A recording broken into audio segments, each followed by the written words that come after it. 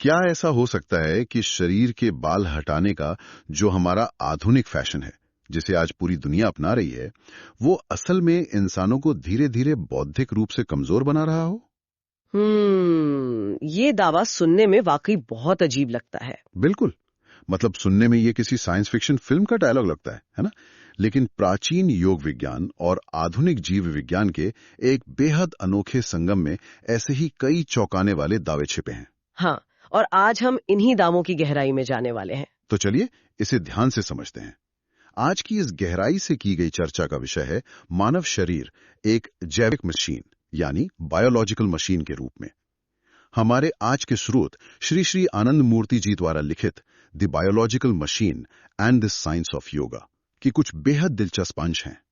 और इस चर्चा का जो मिशन है वो ये डिकोड करना है कि कैसी हमारी भौतिक नसें, हमारे प्राचीन चक्र और हमारी भावनाएं एक दूसरे से गहराई से जुड़ी हुई हैं।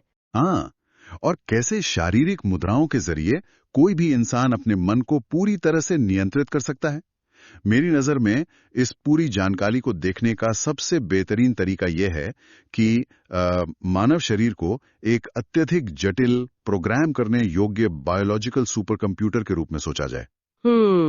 एक बायोलॉजिकल सुपर कंप्यूटर, दिलचस्प नजरिया है ना?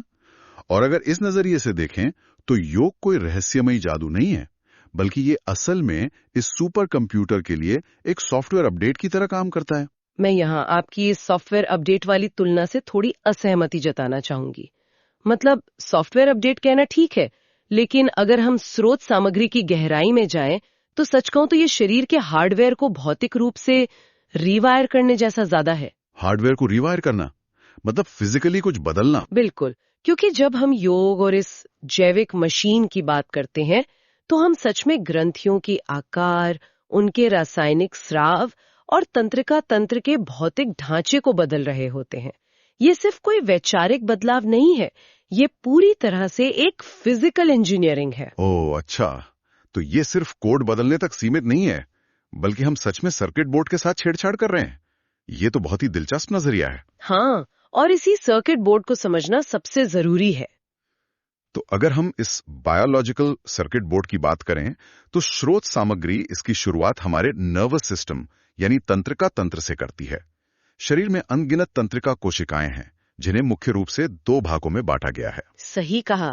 पहला है सेंट्रल नर्वस सिस्टम जो मस्तिष्क से लेकर रीढ़ की हड्डी तक जाता है, और दूसरा पेरिफेरल नर्वस सिस्टम जो रीढ़ की हड्डी से निकलकर त्वचा और शरीर के भीतर एक बहुत बड़े जाल की तरफ फैला है।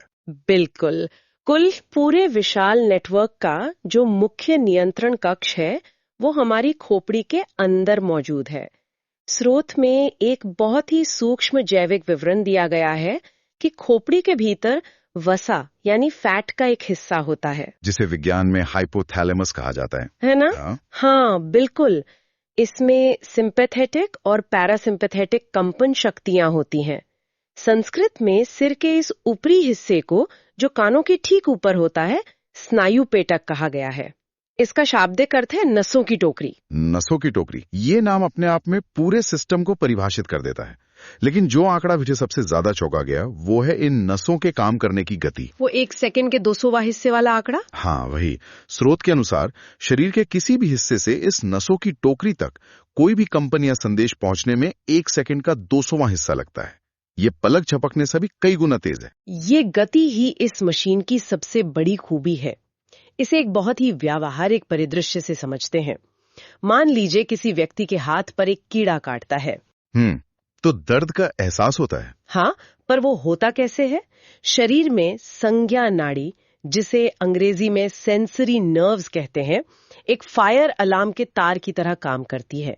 ये तार उस दर्द के सिग्नल को 1 सेकंड के 200वें हिस्से में सीधे मस्तिष्क तक ले जाता है। और मस्तिष्क तुरंत उस पर प्रतिक्रिया देता है। बिल्कुल, मस्तिष्क एक कमांड सेंटर की तरह उस जानकारी का विश्लेषण करता है और तुरंत एक आदेश जारी करता है।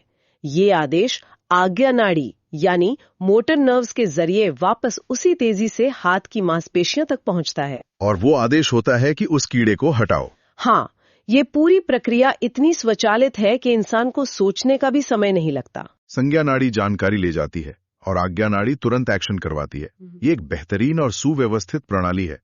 लेकिन स्रोत इस बात पर भी गहराई से चर्चा करता है कि क्या होता है जब ये प्रणाली टूट जाती है या गड़बड़ा जाती है, जिसे घबराया हुआ या अननर्व्ड महसूस करना कहा गया है। बिल्कुल, ये तब होता है जब संज्ञा और आज्ञा नाड़ियों के बीच का तालमेल बिगड़ जाता है।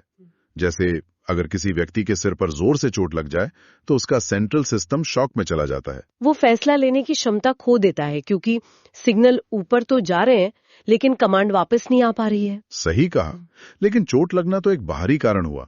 यहाँ जो बात सबसे अद्भुत है वो ये है कि यह असंतुलन सिर्फ किसी बाहरी या भौतिक चोट से नहीं होता। हमारी नसें मन की तीनों अवस्थाओं में सक्रिय रहती हैं। चेतन यानी जागृत अवस्था, अवचेतन यानी सपनों की अवस्था, और अचेतन यानी गहरी नींद की अवस्था। तो सपनों का भी शरीर पर सीधा असर होता है? बिल्कुल। लेखक एक डरावने सपने का उदाहरण देते हैं। मान लीजिए कोई इंसान सो रहा है और सपना देखता है कि कोई भयानक भूत उसका पीछा कर रहा है। सपने में वो गिर जाता है और उसके सिर पर चोट लग जाती है। बाप रे, ऐसा होता तो नींद अचानक खुल जाती है। हाँ, और जब वो व्यक्ति अचानक डर के मारे जागता है तो उसका शरीर पसीने से भीगा होता है, दिल तेजी से धड़क रहा होता है। वो शारीरिक रूप से उसी अनर्व्ड अवस्था में होता है जैसे सच में जागते हुए उसके सिर पर किसी ने वार किया हो। ये एक बहुत ही गहरा बिंदु है जिस पर रुककर सोचना चाहिए।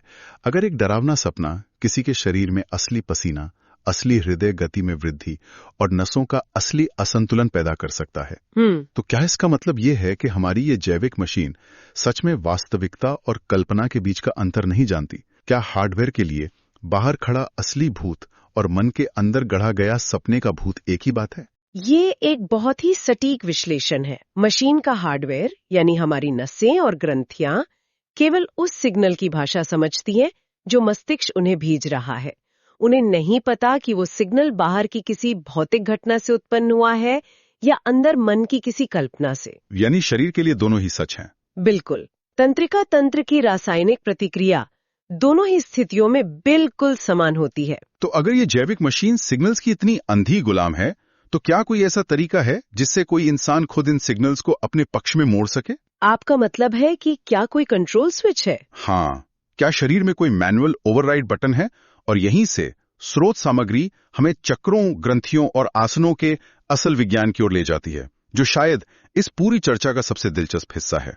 बिल्कुल। जब हम चक्रों की बात करते हैं तो अक्सर लोग इसे किसी रहस्यमयी या जादुई रोशनी के पहिए के रूप में सोचते हैं, लेकिन स्रोत इसे विशुद्ध जीव विज्ञान के नजरिए से समझाता है। लैटिन में इन चक्रों को प्लेक्सिस कहा जाता है ना? हाँ, प्लेक्सिस, जो असल में तंत्रिकाओं और ग्रंथियों का एक गुच्छा होता है।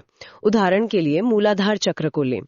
ये रीढ़ की हड्डी के अंतिम कशेरुका यानी सबसे निचले वर्टेब्रा के मध्य में स्थित है।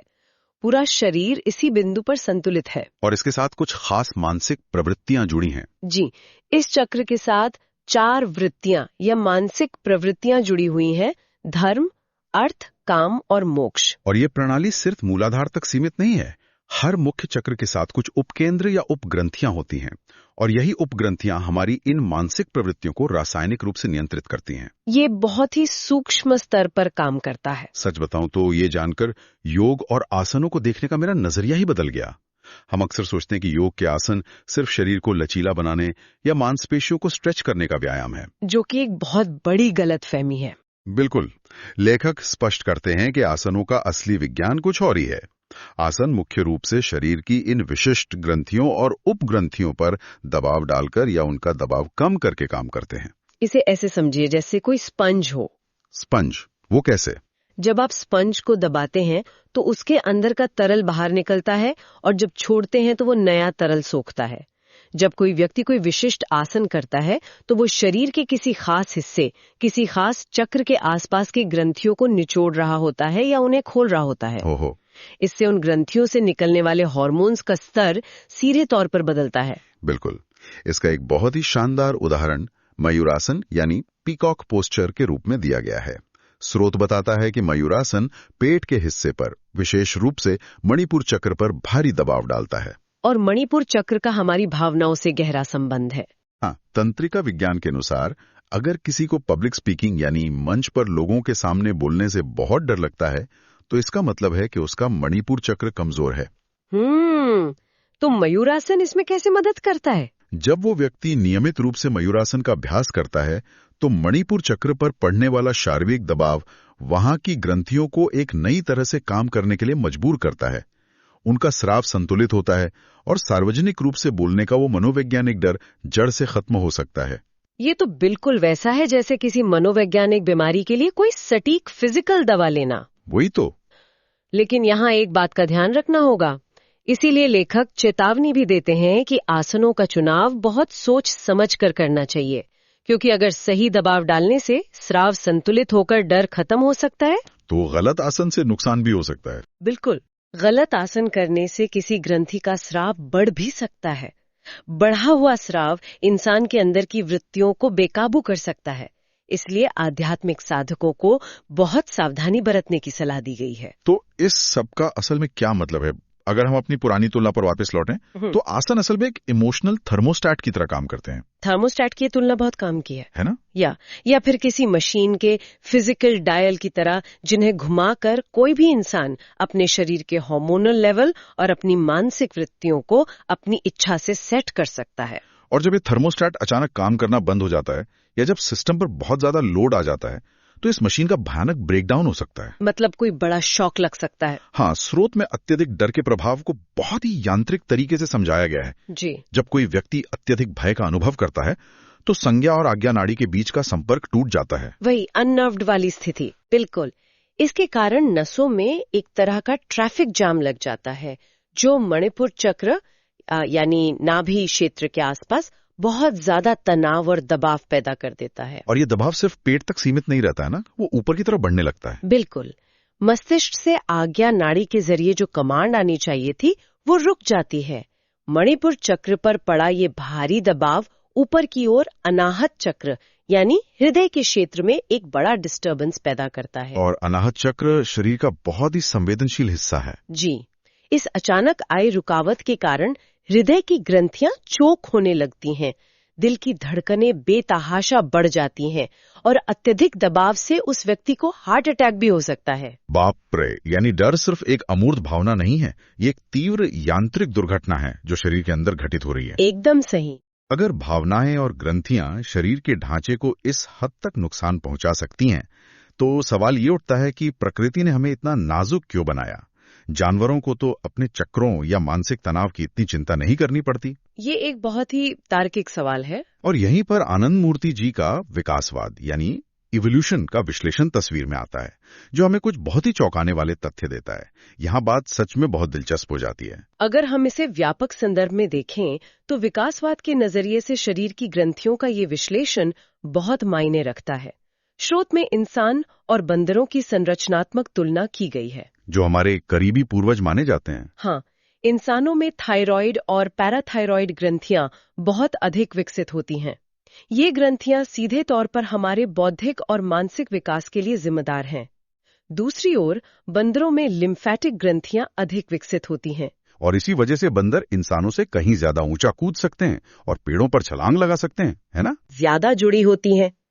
इंसान शारीरिक रूप से बंदरों जितने फुर्तीले नहीं है, लेकिन हमारा विकास बौद्धिक दिशा में ज्यादा हुआ है। तो हमारी ऊर्जा दिमाग की तरफ ज्यादा गई है। सही कहा। और इसी संदर्भ में स्रोत एक और गहरा जैविक तथ्य स्पष्ट करता है कि शरीर में वीर्य यानी सीमेन और लिम्फ दोनों अलग अलग चीजें नहीं है। ओह, ये कैसे? जब यौन उत्तेजना की स्थिति होती है तो वृषण यानी टेस्टिस की नसें उत्तेजित होती हैं और यही लिम्फ एक रासायनिक प्रक्रिया के तहत वीर्य में परिवर्तित हो जाता है।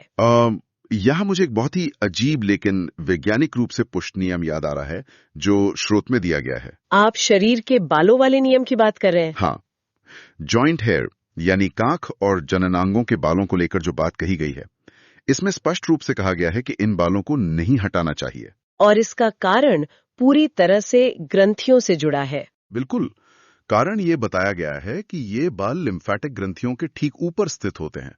अगर इन्हें हटाया जाता है तो उस क्षेत्र का तापमान अनियंत्रित हो जाता है और लिम्फेटिक ग्रंथियां ओवरहीट हो जाती हैं। और इसके आगे का विज्ञान एक विपरीत संबंध या इनवर्स रिलेशन पर आधारित है, ग्रंथियों के ओवरहीट होने का मतलब है उनका स्राव बहुत अधिक बढ़ जाना। तो इससे क्या असर पड़ता है? स्रोत के अनुसार शरीर में लिम्फेटिक ग्रंथियों और थायराइड या पैराथायराइड ग्रंथियों के बीच एक उल्टा संबंध होता है। अगर लिम्फेटिक ग्रंथियां ओवरहीट होकर ज्यादा काम करने लगती हैं, तो इसके जवाब में थायराइड और पैराथायराइड ग्रंथियों का कार्य कम हो जाता है। और जैसा कि हमने अभी चर्चा की, थायराइड ग्रंथियां बौद्धिक विकास से जुड़ी हैं। बिल्कुल। तो इसका सीधा सा अर्थ ये निकलता है कि आधुनिक समाज का शरीर के बालों को हटाने का जो चलन है, जो आज एक बहुत बड़ा फैशन मानक बन चुका है, वो असल में लिम्फेटिक सिस्टम को ओवरहीट करके लोगों को धीरे धीरे बौद्धिक रूप से कमजोर बना रहा है। ये एक बहुत बड़ा दावा है, पर ग्रंथियों के विज्ञान से ये साबित होता है। शरीर ने उन बालों को ग्रंथियों के तापमान को नियंत्रित करने के लिए एक प्राकृतिक इंसुलेटर की तरह रखा था, और उन्हें हटाना उस पूरे सिस्टम के थर्मोस्टेट को खराब कर रहा है। ये एक ऐसा नजरिया है जिस पर शायद ही कोई ध्यान देता हो।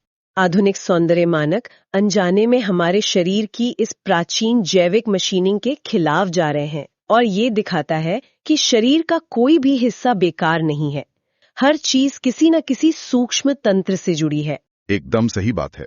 खैर, इन शारीरिक आदतों और ग्रंथियों के तापमान से एक कदम आगे बढ़कर स्रोत अब इस मशीन के सबसे सूक्ष्म और उच्च स्तर पर जाता है कि कैसे उच्च चेतना, ध्यान और दूसरों के प्रति हमारा व्यवहार इस मशीन को गहराई से बदल सकता है। यहाँ राजाधिराज योग का उल्लेख आता है ना? स्रोत के अनुसार 2000 साल से भी पहले अष्टावक्र ने इस प्रणाली का आविष्कार किया था, और सबसे पहले बंगाल के वक्रेश्वर में अलरक नाम के शिष्य को इसे सिखाया था। जी, इस योग का मुख्य उद्देश्य शरीर के सभी चक्रों और उनसे जुड़ी प्रवृत्तियों को पूरी तरह से नियंत्रित करना है। और इन सब में सबसे ऊपर है सहस्रार चक्र। बिल्कुल, जो सिर के सबसे ऊपरी हिस्से में स्थित होता है। स्रोत बताता है कि गुरु के ध्यान से ये चक्र मजबूत होता है, और जिस व्यक्ति ने अपने सहस्रार चक्र पर नियंत्रण पा लिया, वो अपने पूरे शरीर और मन के हर हिस्से को नियंत्रित कर सकता है। अद्भुत। इसी चक्र के विज्ञान से आशीर्वाद देने की प्राचीन परंपरा भी जुड़ी हुई है। हाँ, आशीर्वाद देने के पीछे की फिजिक्स बहुत ही रोचक है। स्रोत बताता है कि जब कोई महान व्यक्ति किसी के सिर पर यानी उसके सहस्रार चक्र पर हाथ रखता है, तो शरीर की बायो इलेक्ट्रिसिटी और ऊर्जा का सीधा संचार होता है। इसका आशीर्वाद लेने वाले के बाकी सभी चक्रों पर सकारात्मक प्रभाव पड़ता है। इससे उस व्यक्ति की उच्च वृत्तियां बढ़ती हैं। और ये प्रभाव सिर्फ स्पर्श से नहीं होता, शब्दों की ध्वनि का भी बहुत असर होता है ना? हाँ, जब कोई साष्टांग प्रणाम करता है और उसे मौखिक रूप से आशीर्वाद मिलता है, तो उस ध्वनि का कंपन भी आध्यात्मिक उत्थान में बहुत मदद करता है। लेकिन यहाँ लेखक एक बहुत कड़ी चेतावनी भी देते हैं, जो ऊर्जा के आदान प्रदान से जुड़ी है। वो चेतावनी बहुत जरूरी है। स्रोत स्पष्ट रूप से कहता है कि किसी व्यक्ति को केवल उन्हीं लोगों को आशीर्वाद देना चाहिए जिन्हें वो सच में पसंद करता हो। क्या बात कर रहे हैं? ऐसा क्यों?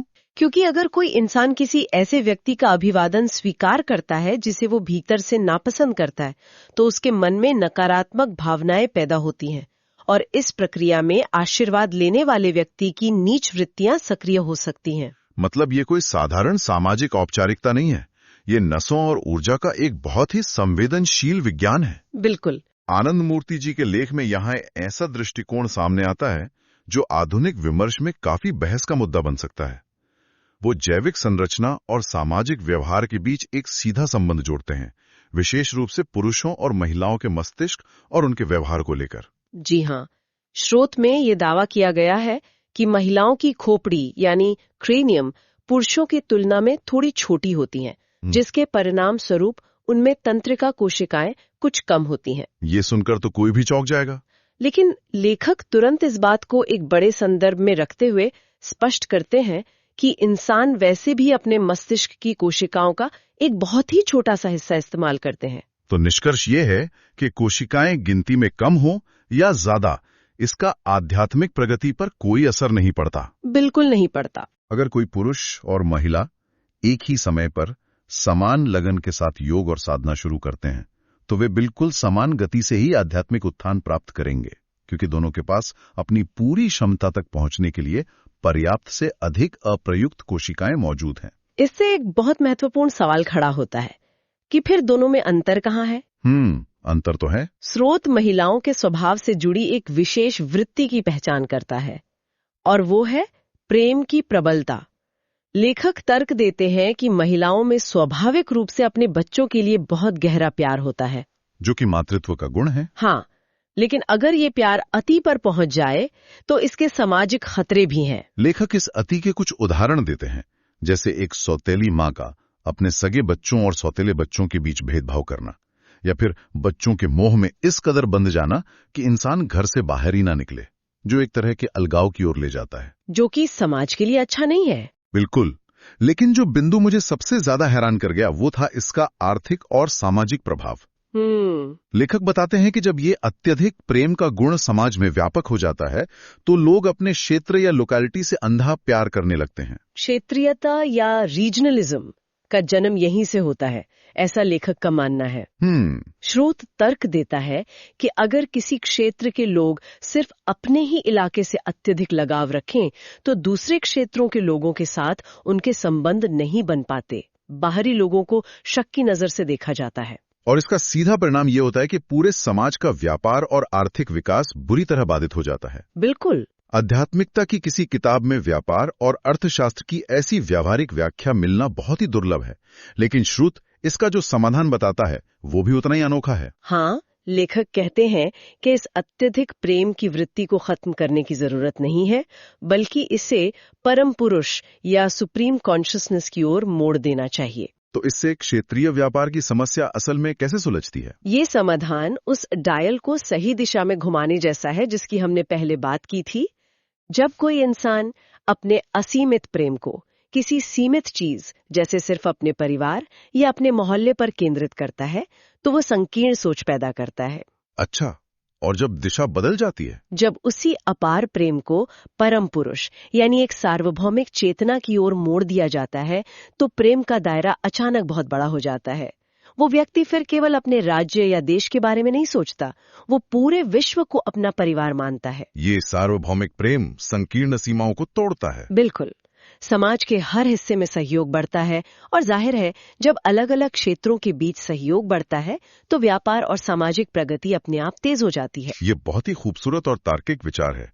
मतलब अगर कोई व्यक्ति अपने अंदर की मशीन के एक छोटे से हिस्से को संतुलित कर ले तो उसका प्रभाव पूरे समाज और दुनिया के आर्थिक सिस्टम तक पहुंच सकता है। हाँ, सब कुछ एक दूसरे से जुड़ा हुआ है। इस पूरी चर्चा को अगर हम समेटें तो जो जानकारी आज सामने आई है वो सच में आंखें खोलने वाली है। ये चर्चा साबित करती है कि हमारा शरीर केवल मांस और हड्डियों का एक निष्क्रिय ढांचा नहीं है। बिल्कुल नहीं, ये एक बेहद संवेदनशील, प्रोग्राम की जा सकने वाली मशीन है। एक इंसान के रोजमर्रा के छोटे छोटे काम, चाहे वो कोई डरावना सपना देखना हो, किसी विशेष योग मुद्रा का अभ्यास करना हो, या यहाँ तक कि शरीर के बालों को हटाने का फैसला हो, ये सभी सीधे तौर पर हमारे हार्मोनल, मानसिक और अंततः आध्यात्मिक स्वास्थ्य को निर्देशित कर रहे हैं। हम अपने हार्डवेयर के साथ जो कुछ भी करते हैं वो हमारे सॉफ्टवेयर को फिर से लिख रहा होता है। सही कहा। और इस मशीन को चलाने की चाबी हमारे पास ही है, बस जरूरत है उस विज्ञान को समझने की जो सदियों से हमारे पास मौजूद है। नर्सों और ग्रंथियों का ये पूरा खेल हमारे ही नियंत्रण में है। बिल्कुल। लेकिन जाते जाते मैं चाहूंगा कि इस पूरी चर्चा से एक कदम आगे बढ़कर हम एक बहुत ही गहरे विचार पर गौर करें। आज हमने जाना कि कैसे अलग अलग आसनों से ग्रंथियों पर दबाव पड़ता है, कैसे ग्रंथि का तापमान बढ़ने से बौद्धिक क्षमता कम हो सकती है, और कैसे तंत्रिकाओं का असंतुलन हमारे फैसलों को प्रभावित करता है। अगर हमारी भावनाएं, हमारा डर, हमारे जीवन के बड़े फैसले और यहां तक कि हमारी बौद्धिक क्षमताएं पूरी तरह से इन विशिष्ट ग्रंथियों पर पड़ने वाले भौतिक दबाव और उनके रासायनिक स्राव से नियंत्रित हो रही हैं, तो इस जैविक मशीन में इंसान की अपनी स्वतंत्र इच्छा यानी फ्री विल का असल हिस्सा कितना है? ये एक बहुत ही गहरा सवाल है। क्या हम सच में अपने जीवन के फैसले अपनी मर्जी से ले रहे हैं, या हम सिर्फ अपनी ग्रंथियों, अपनी नसों और उनके अंदर बह रहे रसायनों के संतुलन की कठपुतलियां हैं? क्या हमारी पूरी पर्सनालिटी सिर्फ एक हार्मोनल आउटपुट है? इस बायोलॉजिकल सुपर कंप्यूटर में असली प्रोग्रामर कौन है, और क्या हम वाकई आजाद हैं? इस पर विचार कीजिएगा। आज की इस गहन चर्चा में हमारे साथ जुड़ने के लिए बहुत बहुत धन्यवाद। धन्यवाद। अगली बार किसी नए विषय के साथ फिर उतरेंगे ज्ञान की गहराइयों में।